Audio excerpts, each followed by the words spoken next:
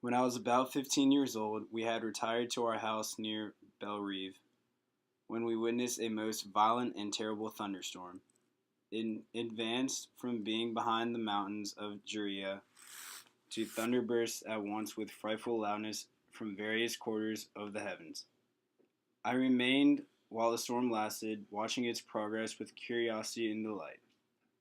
As I stood at the door, on a sudden I beheld a stream of fire issue from an old and beautiful oak, which stood about 20 yards from our house, and so soon as the dazzling light vanished, the oak had disappeared, and nothing remained but a blasted stump.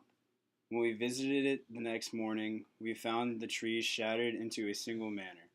It was not splintered by the shock, but entirely reduced into thin ribbons of wood. I never beheld anything so utterly destroyed.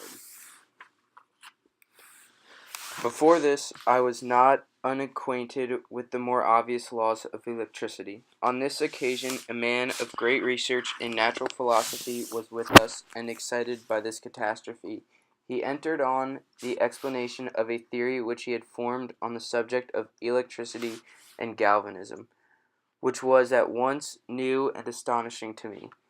All that he said threw greatly into the new shade Cornelius Agrippa, Albertus Magnus, and Paracelsus, the lords of my imagination. By one of those caprices of the mind which we are perhaps most subject to in early youth, I at once gave up my former occupations, set down natural history and all its progeny as a deformed and abortive creation, and entertained the greatest disdain for a would-be science which could never even step within the threshold of real knowledge. In this mood of mind, I betook myself to the mathematics and the branches of study appertaining to that science, as being built upon secure foundations and so worthy of my consideration. Thus, strangely, are our souls constructed, and by such slight ligaments are we bound to prosperity or ruin. When I look back, it seems to me as if this almost miraculous change of inclination and will was the immediate suggestion of the guardian angel of my life.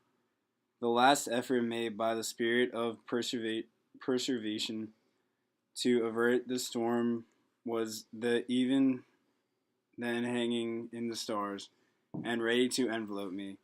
Her victory was announced by an unusual tranquility and gladness of soul, which followed the relinquishing of my ancient and latterly tormenting studies. It was thus that I was to be taught to associate evil with their prosecution, happiness with their disregard. It was a strong effort of the spirit of good, but it was ineffectual. Destiny was too potent, and her immutable laws had decreed my utter and terrible destruction.